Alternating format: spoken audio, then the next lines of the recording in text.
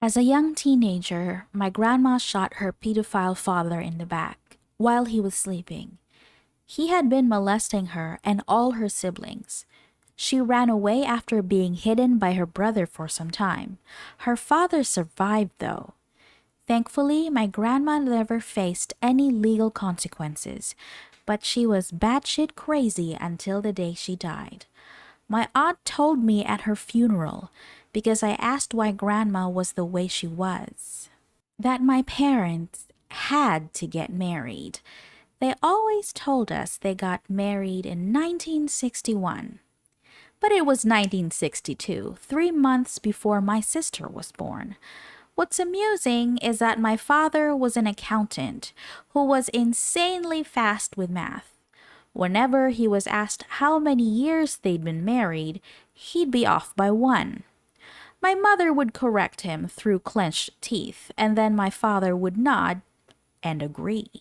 We went to my grandmother's for Christmas dinner, like we did every year, and my uncle drank too much and kind of hinted that he had an affair with my mother.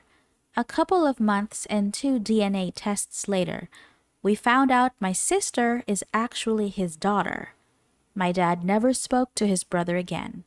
And of course, my parents got divorced, and I needed a lot of therapy and chocolate.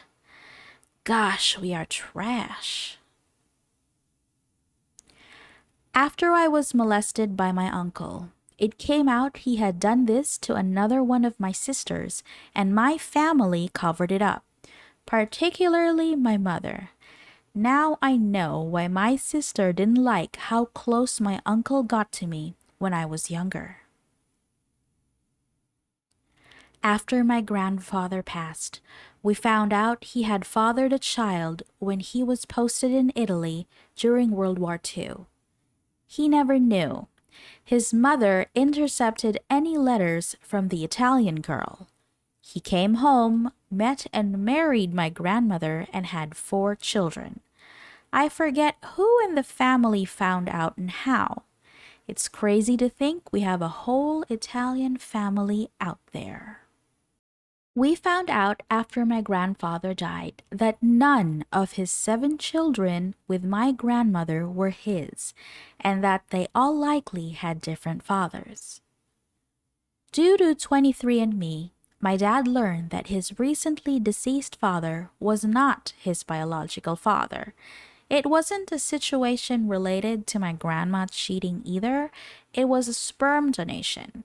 So they knew this was the case his entire life. Pretty crazy they never told him. His parents did not pass until he was a little bit over 65 years old. Talk about a curveball. I started having problems with my teeth. Spontaneous abscess that resulted in multiple root canals. My dentist did some looking into what the cause might be and found some really odd abnormalities with my incisors roots and nerves, the teeth that had been afflicting me. So he sent out requests for help to a couple of professors he knew in the field. When my next appointment came up, he was really quiet for a bit before verbally stumbling about. It turns out that what was happening with my teeth was a classic sign of inbreeding, and he was super uncomfortable giving me the news. I brought it up to my mom, and she was just like, "Oh, well, yeah, didn't you know?" What the hell? Of course I didn't know. Turns out that not very far back in the family tree, several of my relatives decided that it was a good idea to get married to one another, and no one bothered to mention it ever. The small town where I live is 85% my relatives. No joke. I hadn't even met all of them. That's how many there are. Hi. Hello. Time for Vaicia's Words of Wisdom. Parents, please, you are grown adults. It pains me to even consider the fact that people think they can get away with stuff.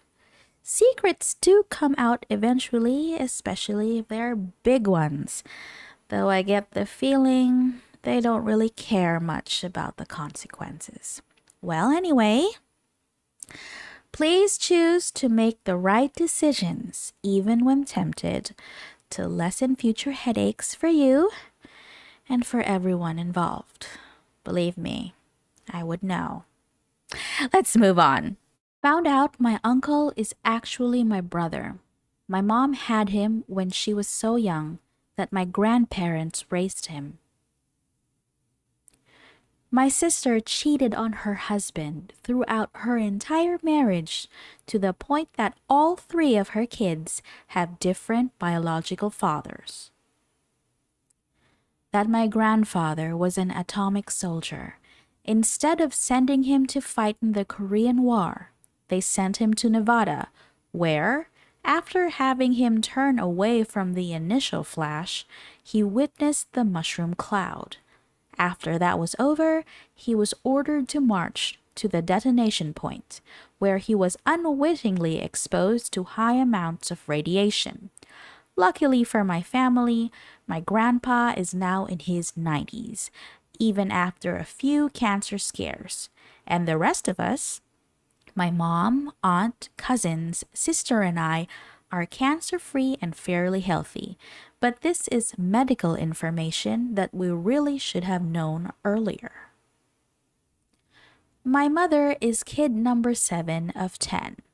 My aunt, kid number 4, who was born in 1945, did her DNA and found out that she has a different father from everyone else. She was devastated. There was always a rumor that there was an affair, but nobody talked about it. She has so many questions, but nobody's alive to answer her. My great aunt had a secret kid that she adopted out before she got married. Told everybody a couple of years ago while she was working on finding him. He's a great part of the family now. When my sister was diagnosed with cancer and her survival chances were low, it inevitably came out that she wasn't my sister. Parents must have felt we should all know the truth just in case. She survived her treatment and will always be my sister. My grandmother recently died. She was famous in our town for her amazing cooking and catering, in particular her turkey dinners. Notably, her gravy was absolutely amazing, so delicious. She had a heart attack several years ago, and her near-death experience convinced her to share some of her secret recipes with me, all except for her gravy recipe. When she died this spring, I was going through her pantry and found an entire bucket of KFC gravy mix. She was literally using KFC gravy mix as a base to make her incredible gravy. Huge scandal.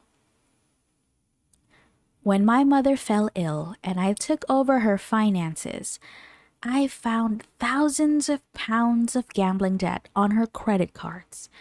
Then I found adoption papers for a child she'd had before me that she never mentioned. Then another family member told me my dad didn't die in a car crash, but committed suicide in prison. My grandma didn't drive. I thought she couldn't, but it was never discussed. One day, when I was maybe 7 or 8, I'd been trying to get anyone, to drive me to the store for candy. We were visiting my aunt and uncle, and Grandma lived with them. They had a bit of honey at the local store, which I could no longer get at home. But no one would take me to the store. Finally, I said, I'd just ask Grandma. And my cousin chimes in with, Grandma can't drive. Oh, you bet your sweet ass I can drive. They just don't let me. Grandma had overheard, and she was in high dudgeon. But that's all that was said about it, and my aunt finally took me to the store, so I forgot about it. Years later, when I just gotten my license, I asked my mom what was up with Grandma not driving? She explained that during Prohibition, Grandma bootlegged alcohol for moonshiners. She was very successful at it. She was so successful that when the moonshiners were finally busted, even though the revenuers never caught my grandma, her license was suspended by the state to never be reissued. Later in life, she was told she could petition for it back, but it came with an admission of guilt or some such. She told him to go to hell. Okay, that's it for this episode. Thanks so much for watching. I kind of miss my grandma. She was really good at making apple pie. Well, that's it.